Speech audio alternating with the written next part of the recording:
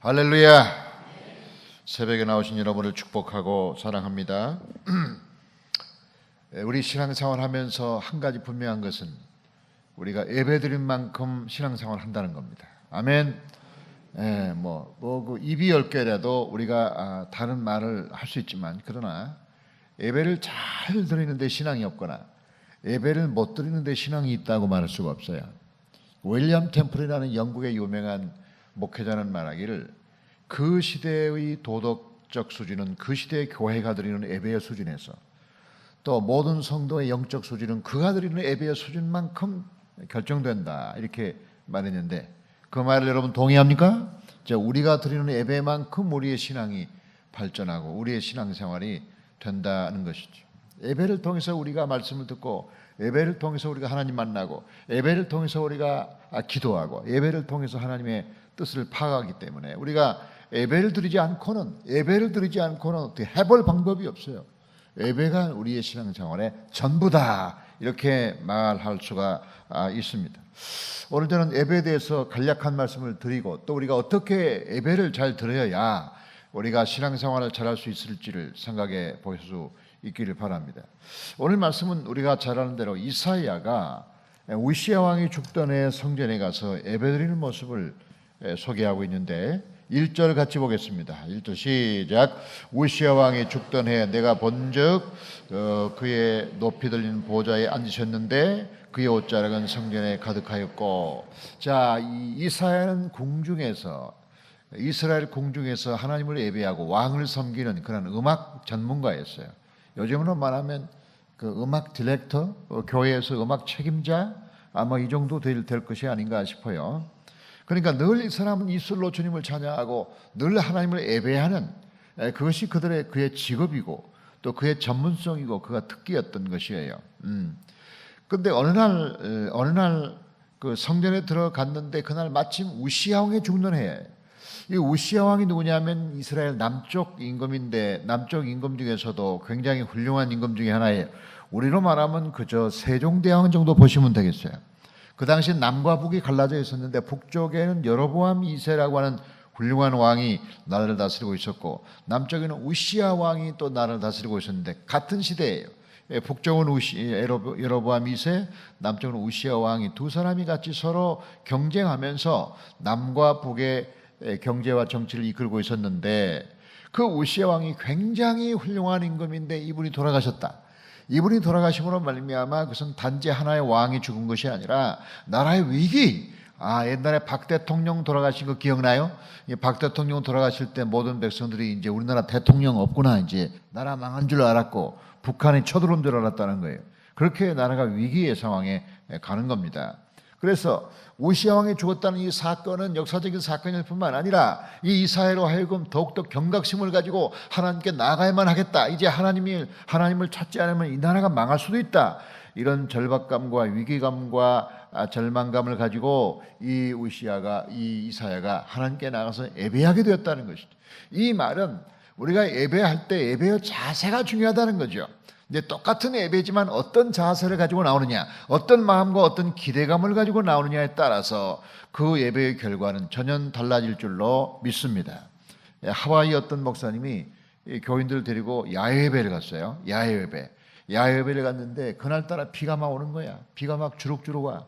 그래서 그 모처럼 1년에 한 번씩 교인들 데리고 야외예배 가는 날 하필 비를 내릴 게 뭡니까?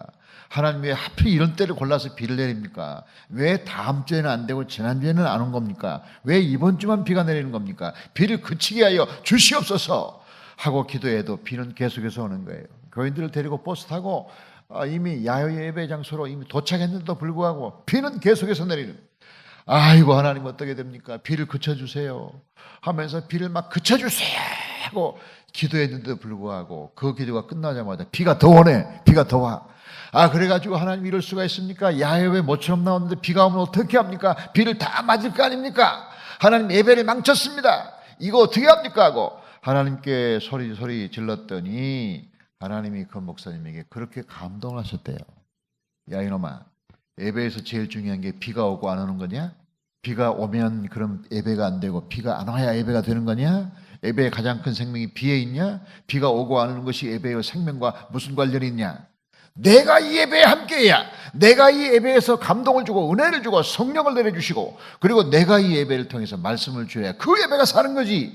비가 오고 하는 것이 무슨 상관이냐. 비가 와도 내가 역사하면 예배가 은혜가 될 것이고, 비가 안 와도 내가 아무런 감동을 주지 않으면 예배는 냉랭할 것인데, 예배의 생명이 비에 있는 것처럼 너는 비를 달라고 그러냐 하면서, 그래서 내가 억지로 비를 내리고 있다 지금, 이놈아 하면서 하나님께서 비를 계속 내리면서, 그러나 그날 비가 내렸지만 막 성령이 충만해서 모든 교인들이 비를 맞으면서 막 비에 흠뻑 젖으면서, 그럼에도 불구하고 하나님의 은혜가 충만했다는 이 얘기를 제가 들었는데, 어떤 경우에도 예배의 생명은 다른 데 있는 것이 아니라 하나님에게 있음을 믿습니다. 하나님이 그 예배에 임재했느냐, 하나님이 그 예배를 받으시느냐, 그 예배를 통해서 지금 역사하고 있느냐, 예배를 통해서 성령이 충만하게 나타나느냐, 성령의 임재가 있느냐 없느냐, 거기에서 결판되는 건데, 그래서 제일 중요한 것은 하나님의 예배를 우리가 준비할 때 성령의 충만을 주시옵소서.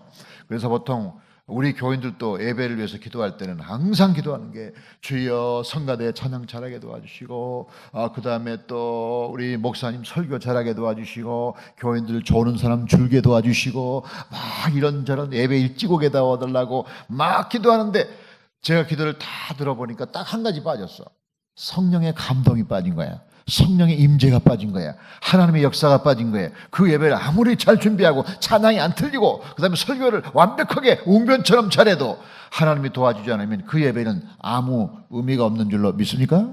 예배의 가장 중요한 생명은 성령의 충만이에요. 그래서 예배를 위해서 간절히 기도해야 하는데, 예배의 생명을 걸어야 돼요. 예배의 생명. 저희 교회 중보기도팀 화요일날, 수요일날, 목요일날, 금요일날 계속해서 기도하는 거예요. 이번 주일날 말씀을 통해서, 이번 주일날 찬양을 통하여, 이번 주일날 성령의 충만을, 이번 주에 예배에 목숨을 걸고, 이번 주에 오시는 분들이 예배를 통하여 은혜 받게 해달라고 예배를 통해서 기도하고, 금요일날 심야기 기도해, 또다시 주일날 하나님 이번 주 예배를 축복해달라고, 성령 충만하게 해달라고, 설교자를 붙잡아달라고, 그렇게 간절히 예배해요. 저는 목요일날 설교 준비를 해요. 목요일날 하루 종일 문 딱 걸어 잠그고, 목요일날 아무도 안 만나요. 제가 목요일날은 그저 뭐 특별한 일이 없는 한 제가 아무도 안 만나고 문 걸어 잠그고 간절히 기도하면서 목요일날 설교 준비하는데, 그 이유는 원래는 토요일날 했죠. 토요일날 자꾸 일이 많아지고 뭐 주례도 해야 되고 토요일날 이런저런 일이 많아져서 안 되겠다 해서 목요일날 하는데, 목요일날 설교 준비를 다 하면은 그 토요일날 이제 단상에 올라와서 그 설교 준비한 걸 가지고 단상에 올라와서 기도합니다. 내일 주일입니다. 하나님 아버지, 내일 주일인데 토요일날 밤 7시나 한 6시나 7시나 8시에 밤에 내일 주일입니다. 하나님, 내일이 강단에서 하나님 말씀이 선포될 때 성령이 충만하게 하시고 놀라운 은혜가 임하게 해달라고 그 강단에 올라가서 기도해요. 강단에 올라가서 기도하고, 기도한 다음에 또 어떤 때는 이제 의자를 탁 다니면서 의자를 만지면서, 하나님 내일 이 자리에 앉는 사람이 축복받게 해달라고, 이 자리에 앉는 사람이 은혜 받게 해달라고 막 다니면서 막 이 손을 이 의자를 만지면서 기도하는데, 거의 먼지를 닦아내는 수준이야 내가. 그래서 내가 토요일날 거의 손으로 먼지를 닦아요. 그냥 딱 먼지를 닦는 심정으로 거기를 다 축복 기도하는데, 아니 어떤 자리에 가서 기도하면 나도 모르게 막 눈물이 나온 자리가 있어요. 그 자리에 가서 막 기도하면, 누가 왔는지를 모르지, 내일 누가 왔는지를 모르지만 막 간절히 기도하면 그 자리에서 손을 닦고 기도할 때 눈물이 나올 때가 있어요. 그럼 놀랍게도요, 그 다음날 주일날 예배할 때 그 자리를 바라보면 거기서 그 사람이 울고 있어. 어젯밤에 내가 울었던 그 자리에서 그 성도가 또 영적 감화를 받아가지고 말씀을 듣고 울고 있는 걸 보는 거예요.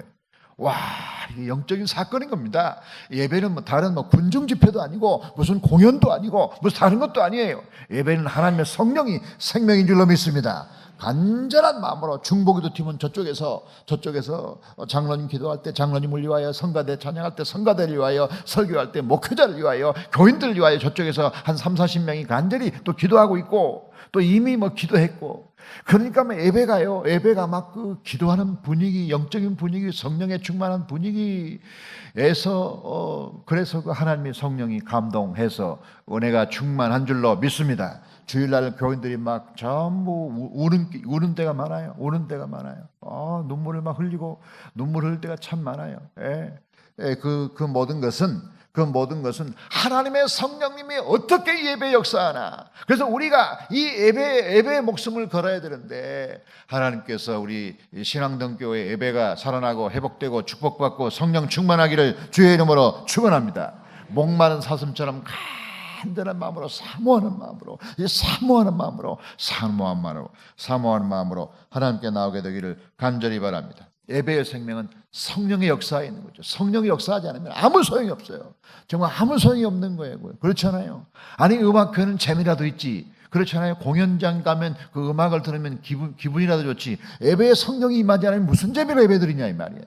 그러니까 그 성령이 충만한 예배를 우리가 드려야 될 줄로 믿습니다. 이사야도 그랬고, 느헤미야도 그랬고, 그다음에 사도행전도 그랬고, 사도 바울도 그랬고, 수많은 하나님의 종들의 예배가 성령이 충만한 예배를 드려야 되는데, 그 성령이 충만한 예배를 드리기 위하여 우리가 몇 가지를 준비하고 몇 가지를 우리가 다짐하고 또 몇 가지를 조심해야 되는데, 그것을 좀 우리가 함께 살펴볼 겁니다. 자, 신명기 12장을 볼 건데, 자, 신명기 12장에는 하나님께서 이스라엘 백성들에게 너희들이 만약에 가나안 땅 들어가면 반드시 거기에서 이렇게 예배해라 하고 예배의 지침을 준 거예요. 신명기 12장. 신명기 12장은 예배장이라고 볼 수 있는데, 이스라엘 백성들이 가나안 땅 들어가게 되면 예배를 이렇게 드리라고 가르친 이야기인데, 자, 신명기 12장 폈습니까? 신명기 12장 3절을 같이 보겠습니다. 3절 시작이 지금 영상에도 나오고 있어요. 찾기 어려운 사람은 그걸 봐도 돼요. 자, 12장 3절 시작. 그 제단을 헐며 주상을 깨트리며 아세라 상을 불사르고 또 그 조각한 신상들을 찍어 그 이름을 그곳에서 멸하라. 4절 너희 하나님 여호와께서 너희가 그처럼 행하지 말고. 자, 그랬어요.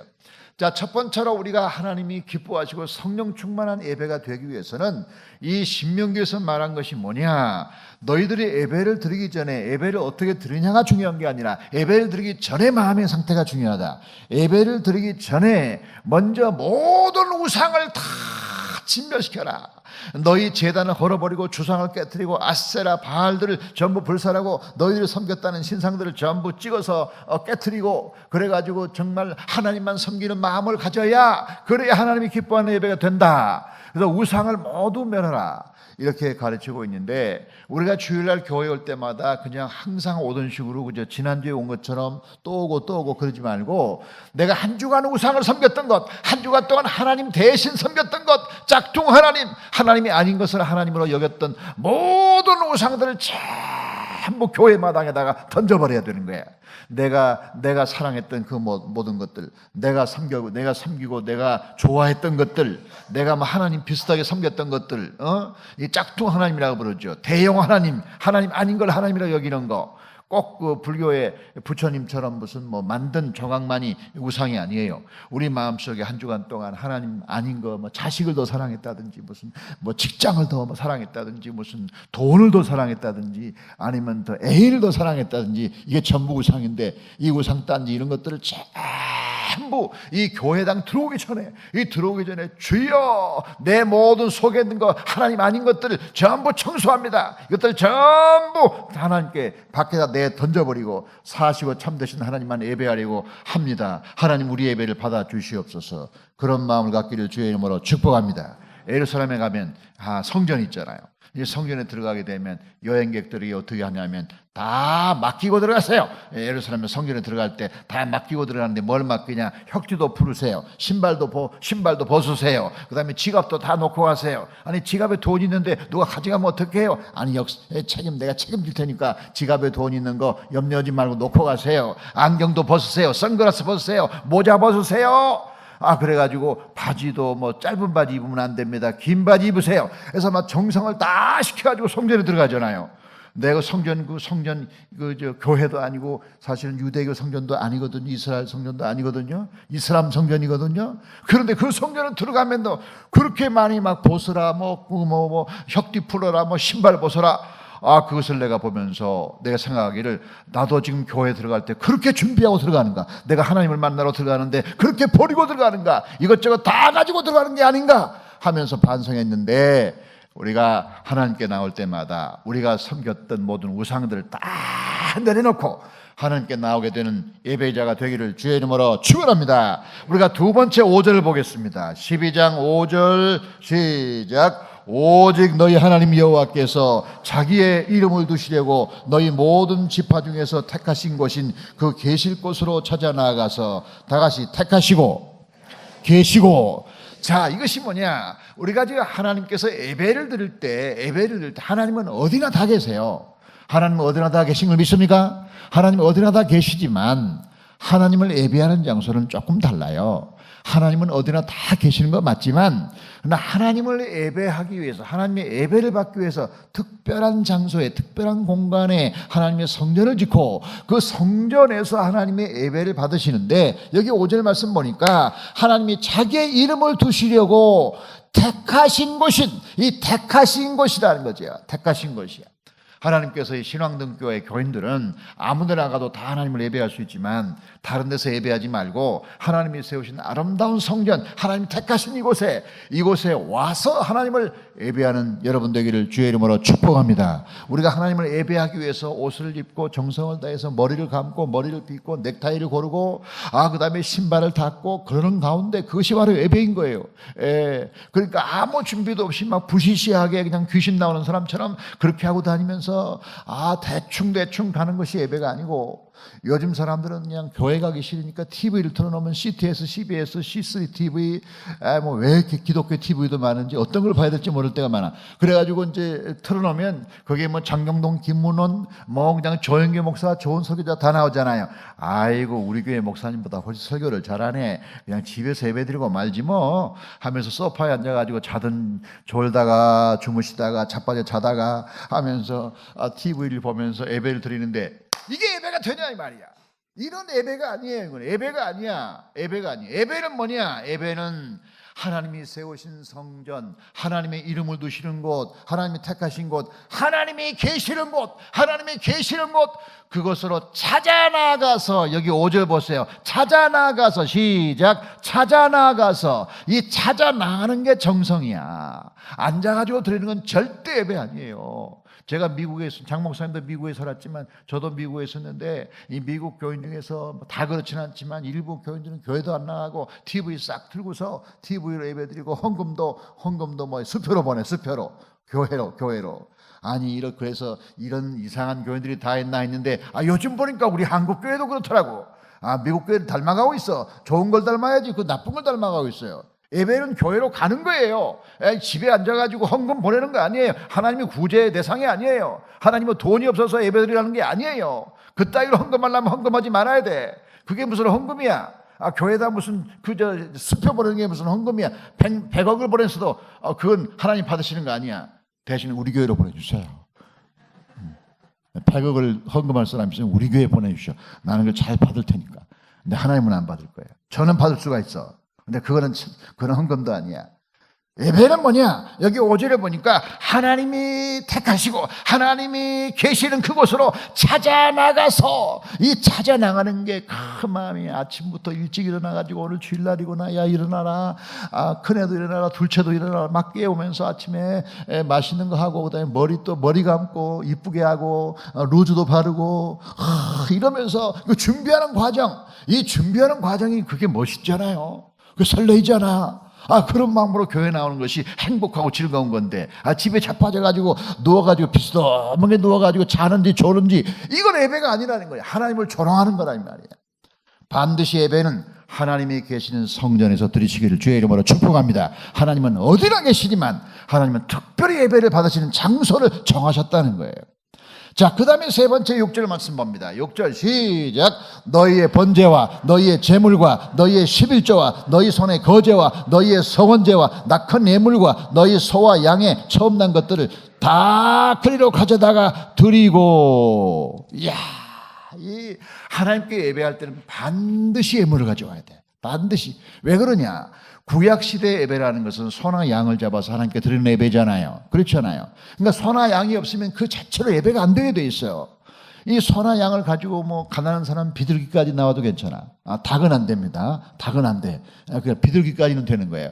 그러면 이제 비둘기든 소든 양이든 하나님께 제사를 드리기 위해서 예물을 가지고 오는데, 예물을 가지고 와야만 예배가 돼. 그럼 예물을 가지고 오면 저 교회 입구에서 레위 지파가 서 있어. 그 사람이 검사관입니다. 검사관이야. 그래서 그 사람이 들어오면서 소나 양을 제대로 가져왔는지, 눈먼 소를 가지고 온 건 없는지, 꼬리가 없는 양을 가져온 거 없나, 다리가 저는 그런 양을 가져오면 안 되죠.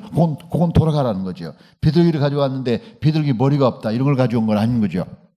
그래가지고 그 예물이 정성껏 가져온 예물을 가져온 사람만 합격시켜가지고 이제 성전으로 들어와서 그 예물을 하나님께 드리잖아요. 그렇잖아요. 자, 그렇기 때문에 여기 보면 6절에 보면 얼마나 하나님께 드리는 게 많은지 난 깜짝 놀랐는데, 6절 다시 봅시다. 자, 번제와 제물과 11조와 거제와 서원제와 낙헌 예물과 소와 양의 처음 난 것을 너희가 그리로 가져다가 드리고. 와, 이 구약시대 사람들 우리가 함부로 볼 게 아닌 게, 이렇게 정성을 다하여 하나님께 드렸구나. 이게 성경에 제일 많이 나온 단어는 사랑하라가 아니에요. 성경에서 제일 많이 나오는 믿으라는 단어가 아니에요. 성경에서 제일 많이 나온 단어는 드리라예요. 왜냐하면 하나님은 창조주시고 우리는 피조물이야. 우리는 부지런히 그분께 드리는 기쁨으로 사는 거죠. 물질만 드리는 게 아니라 마음도 드리고 찬양도 드리고 영광도 드리고 기쁨도 드리고 행복한 마음도 드리고, 우리 하나님께 모두 드리기를 간절히 축복합니다. 특별히 11조는 많은 현대교인들이 그런 얘기를 해요. 아이고, 목사님이 11조 신약에 안 나오잖아요. 신약에도 안 나오는 것을 왜 자꾸 드리라고 하는지 모르겠어요. 그건 아주 무식의 소치야. 11조가 신약에 5번이나 나와요. 예수님도 11조를 3번이나 언급하셨어. 예수님이 11조를 언급하면서 한 번도 11조 드리지 말라는 말을 한 적이 없어요. 예수님이 11조의 정신을 강조하셨지 11조 제도 자체를 반대한 적이 없어요. 11조 드리지 말라고 말한 적이 없어요. 또 많은 교인들이 그런 얘기, 아유 목사님 10조 율법 아닙니까? 율법을 지켜야 됩니까? 지금 우리 다 복음으로 예수 믿고 구원받으면 되지? 그런 생각을 하는 사람이 있는데, 11조는 율법이 아니에요. 율법은 모세가 하나님께 시내산에서 받은 게 율법이고, 11조는 그보다 500년 전에 아브라함이 자기 조카 롯이 사로잡혀 갔을 때 롯을 되찾아오면서 감사해서 하나님께 소득의 10의 1을 하나님께 바친 게 시작이잖아요. 그 율법보다 500년 전 사건이에요. 그건 율법과 무관한 거예요. 그래서 하나님께 11조를 많이 바쳐야 되는데, 제가 보니까 우리 교인들 보니까 그래요. 11조 안 들여서 부자 된 사람 없고 11조 들여서 망한 사람 없어요. 11조를 들어가지고 너무나 하나님께 헌금 많이 해가지고 망했다, 그런 사람이 있으면 다 분당교회로 오시면 돼. 그쪽으로 오시면 제가 다 그냥 보상을 해드릴게. 다 계산해가지고 보상을 해드릴 수가 있어요. 또 11조를 안 들여서 그거 모아가지고 부자 된 사람 있어요? 나는 그런 사람 없어요. 11조 아깝다, 이거 아까우니까 이거 모아가지고 우리 살림살이 좀 나아지하자. 살림살이 안 나아져요. 그거 모았다고 안 나아지는 거예요. 우리 아버지가 정미소를 하셨거든요. 과거에 정미소 방앗간 했다고요. 방앗간 했는데, 이 방앗간이라는 게 뭐예요? 이게 지금 사람들이 뭘 가져오면 돈으로 뭐 요금을 받는 게 아니라, 고춧가루 빻은 거면 고춧가루 넣고 가고, 밀가루 빻은 거 밀가루 넣고 가고, 다 현물로 넣고 가. 그러니까 이 양반이 11조를 계산하기 어려워서 그 뭐 대충 그냥 뭐 연말에 뭐 보리 뭐 20가마 뭐 쌀 뭐 50가마 이런 식으로 대충 해서 낸 거예요. 이거 그런데 고등학교 2학년 때 정미소가 불이 나가지고 다 타버렸어. 완전히 타가지고 그냥 우리가 알거지가 됐잖아. 그때 못 먹어가지고 제가 우리 이렇게 지금 피곤해 상제배. 그때 못 먹어가지고 그때 하도 몇 달 못 먹었더니, 아니 보니까 다 타가지고 가보니까 막 쌀이 전부 그냥 타가지고요, 새카매가지고 그거 한 3개월 먹는데 얼마나 냄새가 나는지 몰라요. 그래서 쌀만 제대로 먹어도 행복하겠다는 시절이 있었다니까 저도. 그런데 그때 이제 아버님이 회개하신 거야. 하나님이 정말 내가 제대로 11조를 안 하고 제대로 11조를 안 해서 하나님이 나를 벌을 줬다고 하면서 회개하면서, 그때부터는 정확하게 이 정미소에서 그 11조 정확하게 가지고 하나님께 바쳤는데, 그래서 어려운 살림에 5남매를 아버지가 잘 가르치시고 그 어려운 가운데 다 이렇게 지금 92세야. 근데 지금도 정정해요. 저희 아버지는 아픈 데가 없어요. 본인도 그래. 본인도 난 아픈 데가 없다는. 물론 조금 정신기가 사납긴 해요. 그렇긴 해도 그래도 몸 자체는 건강해서 92세인데 아주 얼마나 건강한지. 저거 80이잖아요. 80은 제가 좀 되게 져주는 편이지만 그래도 막상 제대로 해도 아버지한테 나 이길 수가 없어요. 대단히 지금도 세다고요. 평생을 하나님의 은혜로 살고 하나님께 드리는 기쁨으로 살고 이렇게 하나님께 철저히 11조 했더니 하나님이 저희 가정에 축복하신 줄로 믿습니다. 그래서 이 11조라고 하는 것은 물질적인 개념만이 아니라 우리 모든 삶의 주인이 하나님의 것입니다. 모든 삶의 주인이 하나님이시기 때문에 하나님의 것을 하나님이 받으세요. 우리 건 아무것도 없습니다. 하나님의 주인권, 하나님의 소유권, 하나님께서 모든 걸 주인이십니다. 이것을 강조하는 거죠. 제가 예루살렘에서 공부할 때 한 번은 어떤 한국의 의사가 저한테 전화가 왔어요. 목사님, 한국에서 온 의사인데요, 예루살렘에 있는 목사님이라고 듣고 제가 얼굴은 모르지만 전화합니다. 아니 누구신데요? 제가 의사인데 저를 안내 좀 해주세요. 예, 성기 좀 안내 좀 해달라고. 그래서 그분을 만나서 어떻게 된 것입니까 했더니 그분이 의사인데 그러시더라고요. 자기가 인생을 70으로 잡으면 자기 일생의 11조를, 시간의 11조를 하나님께 바쳐야 된다고 생각하고, 자기는 7년간을 70으로 생각하고 7년간을 하나님께 다 바치기 위해서 아프리카 케냐에 가서 의료 선교하고 7년씩, 그리고 이제 다 마치고 한국으로 돌아가는 사이에 성지순례 하려고 하는데 성지에 아주 잘생긴 목사님이 있다고 해서 그 목사님 누구냐 하니까 이윤재 목사님이라고 그래가지고 그 이윤재 목사님이 성지를 전문가시니까 그분이 안내하면 최고라고 그런 말을 듣고서 그 말은 사실이거든요. 아멘. 그래서 그래가지고 저한테 연락이 왔더라고. 제가 얼마나 기쁜지. 이 의사가 이 바쁜 중에 자기 나이에 자기 그 가장 황금 같은 시절에 7년간이나 11조의 시간을 바쳤다는 것에 얼마나 감동을 받았는지 제가 막 구석구석 다니면서 설명하고 눈물로 설명했더니 막 얼마나 은혜를 받았는지 몰라요. 지금도 그 의사가 저를 많이 후원하고 계시는데, 그러니까 11조는 물질적인 개념만이 아니라 모든 것은 하나님의 것이다. 다 같이 합시다. 모든 것은 하나님의 소유입니다. 하나님의 소유니까 우리가 하나님 것으로 살고 있기 때문에 너무 감사해서 주님 걸 받으세요 하고 하나님께 드리는 것인데, 우리가 하나님께 드리는 기쁨으로 사시기를 주의 이름으로 축복합니다. 교회 하나님께 드릴 때 어거지로 드리면 안 되고 기쁜 마음으로 하나님의 것을 드리는 것이 우리에게 가장 중요한 것입니다. 자, 그 다음에 7절을 봅니다. 7절 시작. 거기 곧 너희 하나님 여호와 앞에서 먹고 너희 하나님 여호와께서 너희의 손으로 수고한 일에 복 주심으로 말미암아 너희와 너희 가족이 즐거워할지니라. 다 같이 너희와 너희의 가족이. 반드시 하나님께서 우리에게 예배를 할 때 반드시 하나님이 강조하신 것은 너희와 너희의 가족, 너만 혼자 그냥 달랑 나오지 말고 반드시 너와 너희 가족이 함께 나와서 예배를 드리는데, 그 예배 드리는 마음은 어떠냐? 즐거워할지니라. 왜 하나님을 예배하는 게 행복하니까 즐거워할지니라 했는데, 거기 조금 더 부연해서 12절은 조금 더 부연했어요. 12절 말씀 보세요. 12절 이렇게 말하고 있어요. 시작. 너희와 너희 자녀와 노비와 너희 하나님 앞에서 즐거워할 것이요 내 성중에 있는 레위인도 그리할지니 레위인은 너희 중에 분깃이나 기업이 없음이니라. 자, 여기 보니까 너와 너희 자녀와 너희 노비와 함께 여호와 앞에서 즐거워할 것이요 이렇게 말했는데, 우리가 주일날 예배드릴 때 반드시 데리고 나올 사람이 세 종류가 있는데, 그것은 첫 번째 나고, 두 번째는 내 가족이고, 세 번째는 우리와 함께 일하는 직원들이야. 직원들. 여기 노비 있지 않아요? 이 노비라는 건 구약시대에 보면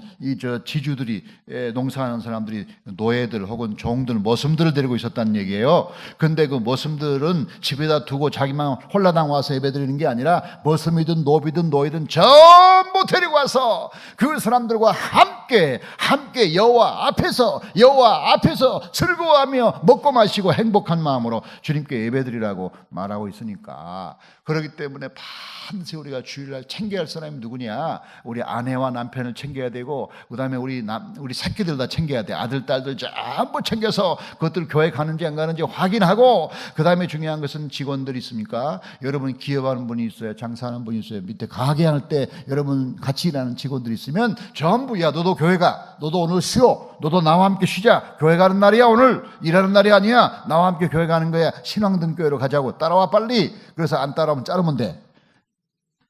예, 안 따라오면 자르면 되지 뭐. 그것들이 힘이 있어요? 그렇잖아요. 그러고서 그 사람들로 하여금 신앙을 가르쳐야지. 다만 우리 입에서 밥 먹고 살고 월급 받는 것이 너는 만족하는 게 아니라 나를 만남으로 네가 하나님 만나야 되지 않겠냐. 그러니까 나와 함께 교회 가자. 그러고 억지로 데려오면 어떻게 하겠어요? 따라오지. 그건 뭐 아무 힘이 없어요. 따라올 수밖에 없어. 아, 내가 사장이면 다 데리고 오겠어.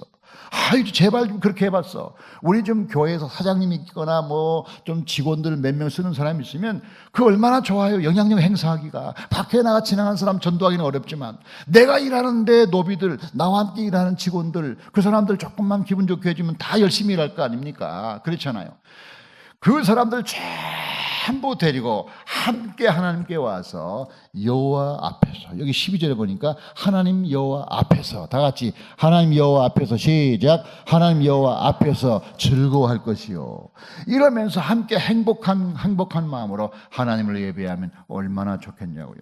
꼭 그렇게 되기를 주의 이름으로 축복합니다. 자, 그리고서 이제 몇 가지 더 볼 겁니다. 그 다음에 뭐냐? 예배에 빠지면 안 돼요. 자, 보여줘봐요. 예배에 빠지면 안 돼요. 예배에 빠지지 말라. 시작. 예배에 빠지지 말라. 예배에 빠지면 내가 손해요? 하나님이 손해요? 어떤 사람은 자기가 예배에 빠지면 하나님이 손해라고 생각해. 하나님 손해 하나도 없어요. 하나님은 그냥 앉아 계시면 되는 거예요, 하늘나라에. 우리가 손해야, 우리가. 일주일에 한 번 예배를 드리는데 그 예배를 통해서 은혜를 받고 힘을 얻어야 살아가는 세상에, 이 험난한 세상에, 아니 자꾸 교회를 빠지면 어쩌자는 거야. 내가 손해 아닙니까? 그렇잖아요. 그러니까 우리가 주일날 예배 드리는 것은 생명처럼 여겨야 돼요. 생명처럼. 오늘 한국교회 예배율이 훨씬 떨어져 있는데 이것이 한국교회 망하는 징조예요. 예배를 소홀히 하는 거, 이것이 지금 한국교회를 망치는 가장 중요한 요소 중에 하나인 거라니까요. 어쨌든 나는 예배를 잘 드려야 되는데 우리 교회에서 하는 캠페인이 뭐냐면 한 번 더 예배드리기 운동. 한 번 더 예배드리기. 따라해봐요. 한 번 더. 자, 한 번 더는 뭐냐? 내가 주일날 예배를 잘 나와. 그러면 수요 예배 한 번 더 드리고, 내가 수요 예배까지 잘 나온 사람이야. 그러면 금요일날 한 번 더 나오고, 내 금요일날 예배 잘 나와. 그럼 구역 예배 한 번 더 드리고, 구역 예배까지 잘 드려. 새벽 기도까지 잘 드리고, 뭔가 자기의 수준을 잡고 한 단계 업그레이드 해야지. 20년 전이나 30년이나 주일밖에 안 나온다. 나는 한 구역이라는 마음으로 변함없이 주일을만 나온다. 그건 변함없는 게 아니라 당신이 발전하지 않는 거지. 그래서 뭔가 한 번 더, 다 같이 한 번 더. 우리가 드리는 예배보다 참 예배를 드릴수록 얼마나 하나님이 기뻐하시고 우리가 은혜를 받고 영적, 육적, 정신적 건강에도 도움이 되고 목사님도 기분이 좋고 구역장님도 기분 좋고 다 좋아한단 말이야.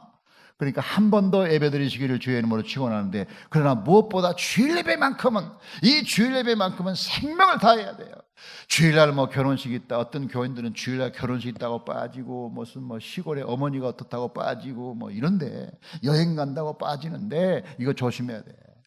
결혼식 있으면 그 전날 가가지고 내가 한신앙등교회 권사인데 차마 내가 예배를 빠질 수는 없지 않느냐. 네가 내 입장 돼봐라. 얼마나 어렵겠냐. 우리 장 목사님이 얼마나 마음이 아프겠느냐. 그러니까 나는 교회를 가야 되는데 내가 미리 왔다. 그 대신에 10만 원 줄 거 20만 원 주니까 이거 받고 다시는 나를 원망하지 말아라. 나는 교회 가야 된다고.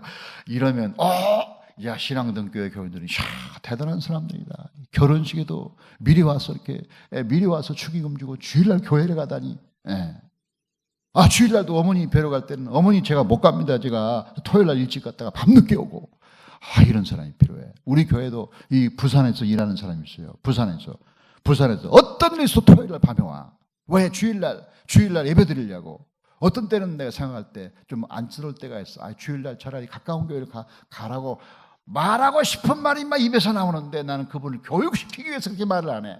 나는 인간적으로 안타까운 마음이야. 그냥 토요일날 올라오지 말고 주일날 그 부산에 좋은 교회 많잖아요. 주일날 호산나 교회 무슨 교회 많다며 그 교회 가시라고 하고 싶은 마음이 나왔지만 한 번도 말하지 않았는데, 그것은 뭐냐면 그 사람이 본 교회를 사모하는 마음을 혹시 내가 잘못 가르칠까 봐, 나는 좋은 뜻으로 말했지만 그럴까 봐 말했는데 다행히도 제 마음을 알아듣고 걔는 주일날마다 다 와. 걔가 아니라 지금 50대니까 나이가 많아서 걔가 없으니까 하는 얘기지 없을 때는 해야지 어떻게 하겠어. 그래서 꼬박꼬박 올라오는데, 그 이번에 안수집사 됐잖아요. 아무나 이렇게 직분 받는 게 아니야. 다 뭔가 좀 그 내공이 있어야 받는 것이지 그런 거예요. 주일날 빠짐없이 참석하기를 주의 이름으로 축복합니다. 여러분이 생각할 때 우리 교회는 예배도 많아. 주일날 예배, 수요 예배, 막 금요일날 뭐 새벽기도 예배가 이렇게 많은가? 죽을 지경이네. 나는 또 제대로 난 재미있는 삶도 살지도 못하고 맨날 교회만 가게 되네. 이런 사람이 있는데 여러분이 교회 나온 걸 정말 다행히 여기세요. 왜냐하면 제가 이스라엘 살고 보니까 유대인들은 하루에 3번 예배 드려요. 아침에 한 번 드리고 점심때 한 번 드리고 오후에 한 번 드려요. 내가 그래서 유대인으로 안 태어난 거 얼마나 다행인지 모른다. 우리는 일주일에 3번 드리는데 얘들은 하루에 3번, 하루에 3번, 하루에 3번 드리는데 내가 다행이다. 정말 이스라엘 사람으로 안 태어난 게 다행이다. 여러분 수도원 가봤어요? 수도원? 제가 수도원 운동이 제 박사 논문인데 이 수도원에 대해서 조금 제가 알아요. 근데 수도원은 하루에 7번 예배 드리잖아요.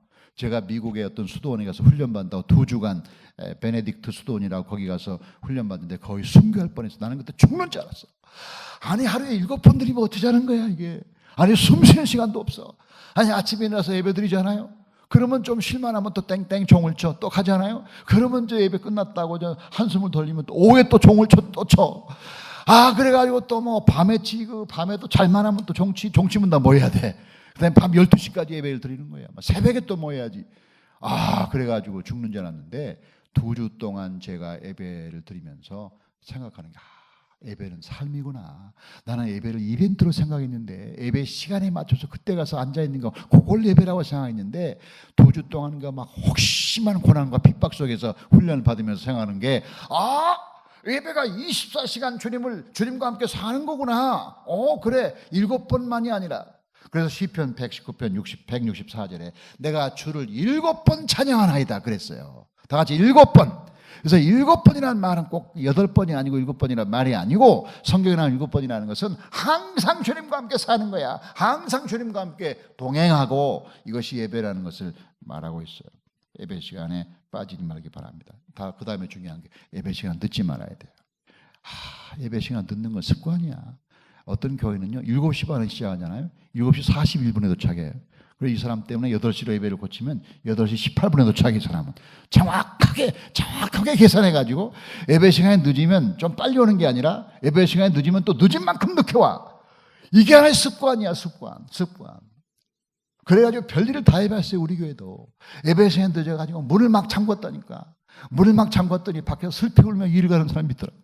막 슬피 울면서 막 문을 열어달라고. 그래 마음이 약해서도 열어줬더니 또 늦고. 그래서 지금은 이제 일찍 오는 편인데 그래도 늦은 사람은 예배라는 게 꼭 설교만 듣는 게 아니잖아요. 어떤 사람은 그런 생각에 설교 들으면 됐지 뭐. 설교 들으면 됐지 뭐. 다른 게 뭐가 필요하냐. 그것은 아주 잘못된 예배관이죠. 예배는 설교 듣는 게 아니에요. 예배는 처음부터 마지막까지 전부가 예배예요. 그걸 다 참석해야 돼. 목도부터 시작해서 그 이전에 준비하는 마음부터 시작해서 전부 예배인 거야. 예배에 늦으면 안 돼요. 전 옛날에 김대중 대통령이 대통령할 때 청와대 목회자들 초청해가지고 초청기도회 했거든요. 그래가지고 초청기도 초청을 받았어요. 저는 그런 사람이에요. 대통령이 초청하는 사람이에요. 저는 보통 사람이 아니야. 제가 전주서 목회할 때인데 그래가지고 그 다음날 아침에 7시에 초청기도 하는데 어떻게 하겠어요? 그 아침에 가는 사람 있어요? 그 첫날 갔지? 그 첫날 가서 서울의 중앙청 옆에 내자동인가 외자동인가 거기 가면 호텔이 하나 있어요. 그 목회자들이 몇 명이 거기서 이제 호텔에서 머물고 아침에 일어났는데 그런 7시에 예배 드리면 몇 시에 일어났겠어요? 한번 객관식으로 해봐. 대통령을 7시에 만나서 초청기도회 하는데 그럼 몇 시에 일어났겠냐? 7시면 1번 6시 반에 일어났다. 2번 7시 반에 일어났다. 3번 3시에 일어났다. 몇 시에 일어났겠어요? 몇 시? 3시에 일어났다니까. 이러다 보니까 3시인데 잠이 안 와서 보니까 3시야. 4시간 남았잖아요. 대통령 만나는 생각 때문에 4시간 동안 막 앉아가지고 넥타이를 뭘로 매지 막 별 생각을 대통령이 뭐라고 그렇게 무슨 대통령 만나는데 막 3시간 전에 일어나가지고 그렇게 정성. 그래서 제가 속으로 회개하는 게 대통령 만나러 와도 3시간 전에 와가지고 그렇게 정성을 다해서 준비하는데 하물며 하나님 만나러 예배를 드리는데 그렇게 늦어? 하나님이 그렇게 우습냐? 하나님 만나는 사람이 그렇게 대범하게 늦어? 옛날에 쌍방울이라고 전주에 쌍방울 야구 있었잖아요. 우리 아들이 한참 자랄 때 쌍방울 야구를 좋아해서 야구장 가자고 해서 한번 갔더니 그 아들이 그러는 거예요. 아빠, 늦게 가면 자리가 없어. 나는 그 말 안 믿는 게 실수였죠. 그래가지고 늦게 갔더니 정말 자리가 없는 거예요. 야구장 가니까. 아니, 사람들이 2시간 전에 다 와가지고 경건한 마음으로 예배드리면서 기다리고 있어. 야구장에서. 어떤 사람은 잠자리 채까지 들고 있어. 야구 공 잡으려고. 아이고, 그래가지고 자리가 없어가지고 쭉 큐팅해서 그 야구를 보면서 속으로, 아니, 야구를 보러 가는 것도 2시간 전에 가는데, 아니, 하나님을 예배하는데 이렇게 정성이 없어서, 아니, 제 시간도 가지도 못하고 늦고, 보통 늦고 이러면 되겠냐고. 예배 드릴 때마다 항상 정성을 다하여, 최선을 다하여 하나님께 나오시기를 주의 이름으로 축원합니다. 자, 설교를 하나님의 음성으로 들어야 돼요. 설교와 하나님의 음성은 달라요. 목회자는 설교를 하는 건 맞아요. 근데 여러분은 설교를 들으면 안 돼요. 하나님의 음성을 들어야 돼요. 아멘. 어떤 목회자도 설교를 준비하는데 목숨을 걸지 않는 사람이 없어요. 제가 한신교회에서 목회하고 지금 10수년, 15년 가까이 돼서 오랫동안 있어도 설교만큼은 날마다 새로운 기분이야. 새로운 기분이야. 그 교인들이 그래, 그게 그거 같고, 그게 그거 같다고. 아니, 그거 아니야. 그게 그거 같고, 그게 같은 게 아니라 다 달라요. 다 달라. 다 달라가지고 매주 긴장해. 매주 기도해야 돼. 매주 기도해야 돼. 여기 와서도 제가 남는 시간은, 여기 부흥회하고 남는 시간은 뭐 하겠어? 주일날 생각하는 거예요. 이렇게 여러분이 생각하는 것처럼 목사님들은 입만 열면 설교가 나오는 게 아니야. 입만 열면 한숨만 나와. 설교가 나오는 게 아니라. 그러니까 이게 설교를 준비하기 위해서 얼마나 신경을 쓰는지 몰라요. 제가 제 경우를 얘기해 볼게요. 자, 주일날 딱 설교 끝나잖아요. 이번 주에. 이번 설교 딱 끝나잖아요. 그러면 설교 끝나자마자 다음 주에는 뭐 하지? 다음 주부터 염려시야. 다음 주 바로. 물론 이제 연속 설교하니까 다음 주에 본문도 정해져 있고 주제가 정해져 있지만 다음 주에 어떻게 하지 벌써 걱정이에요. 그리고 월요일날 되잖아요. 저는 월요일날 노는 걸 몰라요. 월요일날 놀 줄 잘 몰라. 그래서 월요일날 되면 제가 서점에 분당에 가면 생명의 말씀사가 있어요. 거기 기독교 서점 가요. 거기 출근하다시피 해요. 매주 월요일날마다. 그래서 한 7권, 8권 책을 이제 신간 좋은 책들 다 골라가지고 이제 교회로 와서 그걸 한 서너 시간 다 읽어요. 매주 그렇게 해요. 매주. 그렇고 책을 다 읽은 다음에 이제 화요일 날 오면 우리 교인 중에서 이제 타이핑 쳐주는 봉사하는 분이 있어요. 목사님이 읽은 책을 타이핑 쳐주는 봉사하는 사람이 있어요. 그러니까 이 책을 읽으면 그때는 어디 있는지 알지만 먼 날 지나면 그 어떤 내용이 어디 있는지를 몰라요. 다. 그러니까 이게 타이핑을 해놓고 정리를 해놓아야 돼. 근데 그때 해놓아야 돼. 그래서 그것을 이제 교인들이 이제 돌아가면서 봉사하는데 이것을 한 대여섯 권 하나 타이핑 친 걸 전부 타이핑 치고 거기다 책에다가 제가 느낌을 간단히 쓴 것도 다 옆에다 써주고 해가지고 다 몇 페이지에서 만들어놔. 그래서 만들어 놓는 것은 설교 준비로 필요하지만 책을 만들 때 전부 인용할 수 있는 거예요. 그래서 제가 이제 의도적으로 그렇게 하는데 저는 굉장히 많은 책을 이렇게 타이핑 지금 해놨어요. 그래서 그 주일날 주제에 맞는 것을 읽었기 때문에 다 타이핑했잖아요. 그 다음에 수요일날은 또 저를 도와주는 또 설교를 도와주는 목회자가 한 2시간 정도 그 사람의 사역 중에 2시간 정도를 빼서 수요일날 내가 원하는 주제를 준비해라 하고 준비를 시켜요. 그래서 예를 들어서 이번 주에 헌신을 주제로 한다. 그러면 헌신에 관한 자료를 뽑아라. 성경 구절도 뽑고 그다음에 헌신에 대한 예화도 뽑고 그다음에 헌신에 대한 좋은 책도 있으면 정리하고 한 2시간 정도 하는 거예요. 그러니까 자료가 엄청나게 많은 거예요. 설교 한 편을 하는데 교인들이 생각하는 것보다 훨씬 많은 걸 준비하는 거예요. 목회자들은요. 그걸 다 얘기하려면 한이 없어. 짧게 하는 거 설교 30분 하는 것을 위해서 3시간 4시간 이상을 말할 게 있어야 돼. 그래야 이게 정리돼서 나오는 거죠. 이게 엄청난 작업입니다.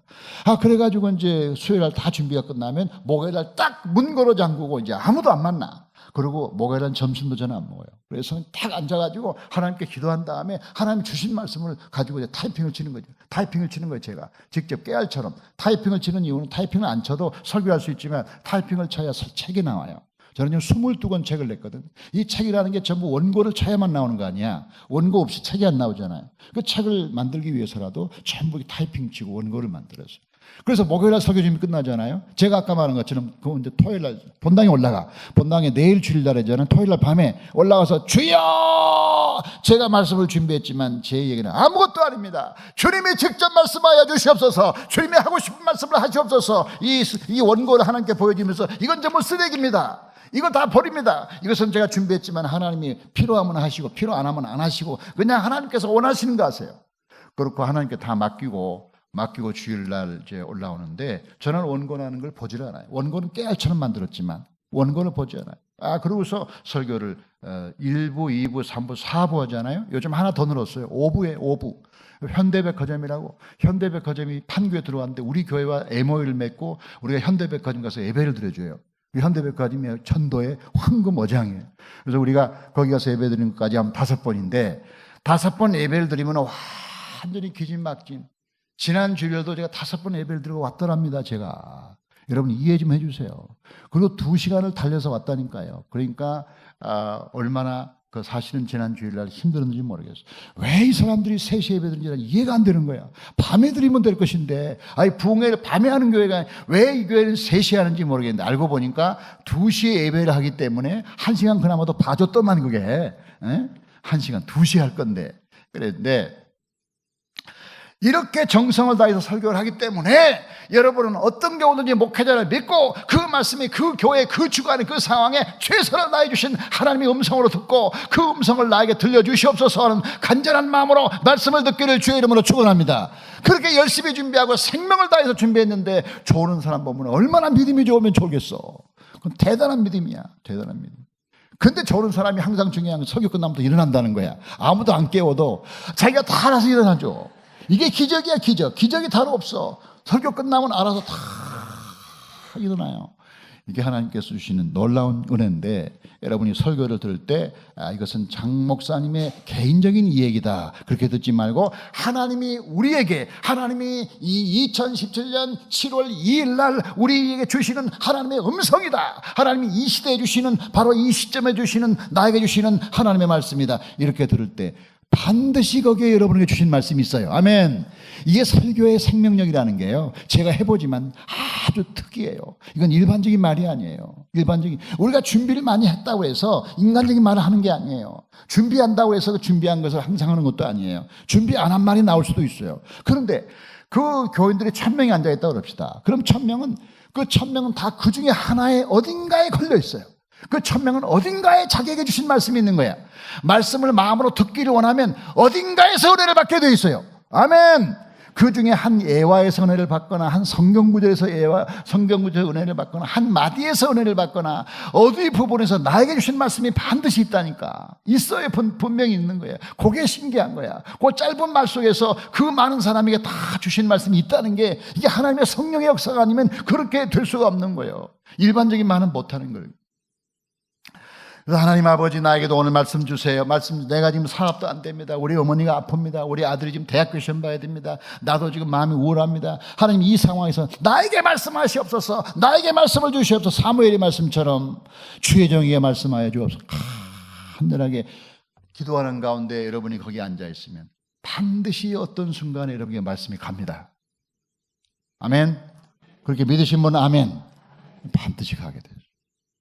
근데 아무런 기대감도 없이 아무런 준비 없이 앉아가지고 주무시고 계시면 어떻게 하냐 말이야. 보통 믿음이야 이게. 하나님이 사랑하는 자에게는 잠을 주시는 도다. 그렇게 하면.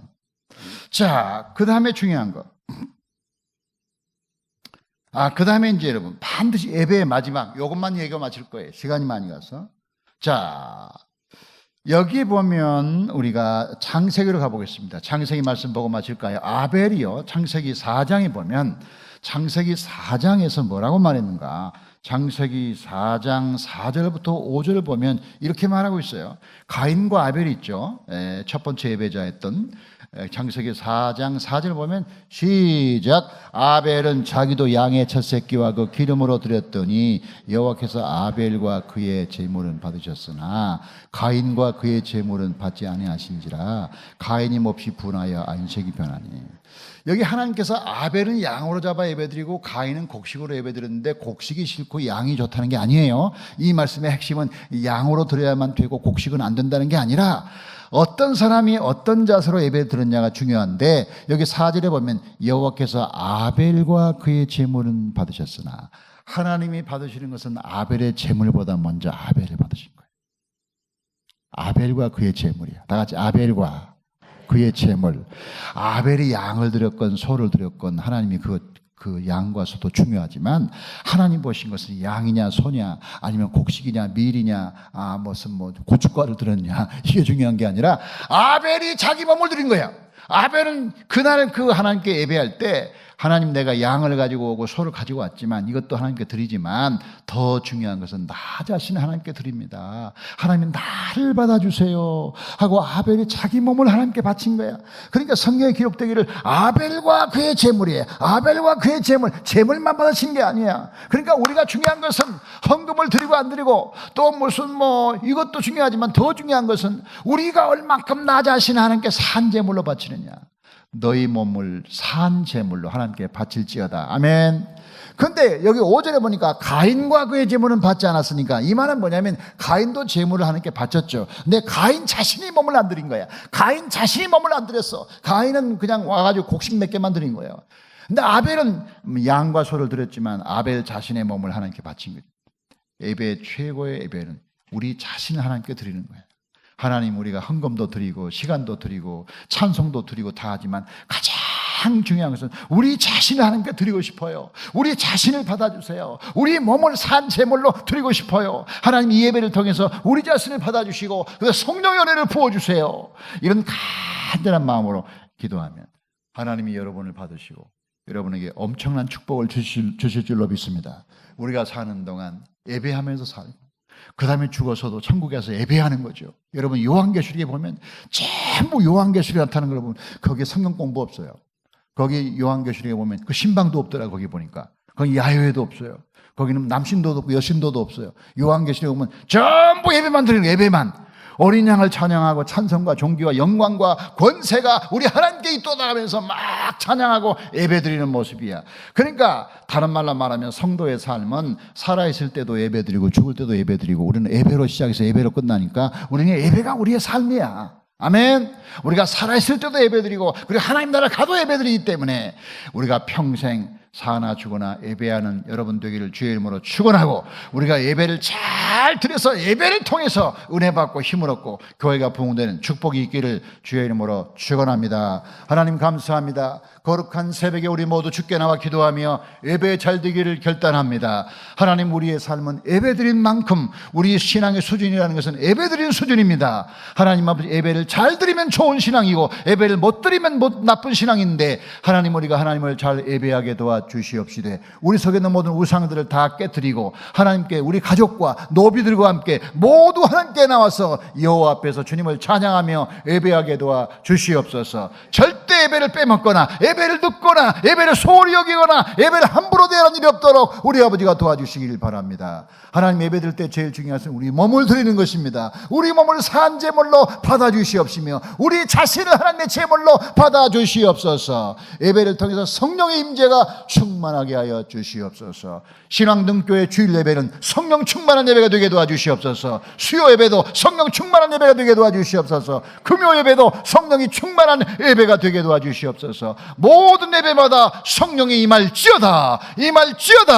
하나님의 거룩한 성령이 우리 가운데 충만하게 하여 주시옵소서. 특별히 장목사님을 축복하셔서 말씀을 준비할 때 하나님의 성령의 기름을 부으시고 하나님이 꼭 필요한 이 시대의 말씀을 그때그때 계시하시고 감동하시고 지혜를 부어 주시옵소서. 생명을 다하여 최선을 다하여 말씀을 준비할 때 교인들은 그 말씀을 통하여 하나님의 음성을 듣게 하여 주시옵소서. 목사님 개인의 소리를 듣는 것이 아니라 하나님의 음성을 거기서 듣지 않으면 설교를 통하여 듣지 않으면 어디에서 하나님의 음성을 듣겠습니까? 주일마다 하나님의 음성을 말씀을 통하여 듣게 하여 주시고 그 말씀이 교훈이 되고 또는 가끔은 책망이 되고 가끔은 지혜가 되고 능력이 되고 우리 앞길을 인도하는 권세가 되게 하여 주시옵소서. 하나님 아버지 예배가 살아야 교회가 살고 교회가 살아야 세상이 삽니다. 우리 모든 생명은 예배에 달려 있습니다. 하나님께서 이 신앙등교 예배를 축복하시고 하나님 놀라운 은혜가 충만하게 하여 주시옵소서. 감사드리며 우리 주 예수 그리스도 이름으로 기도하옵나이다.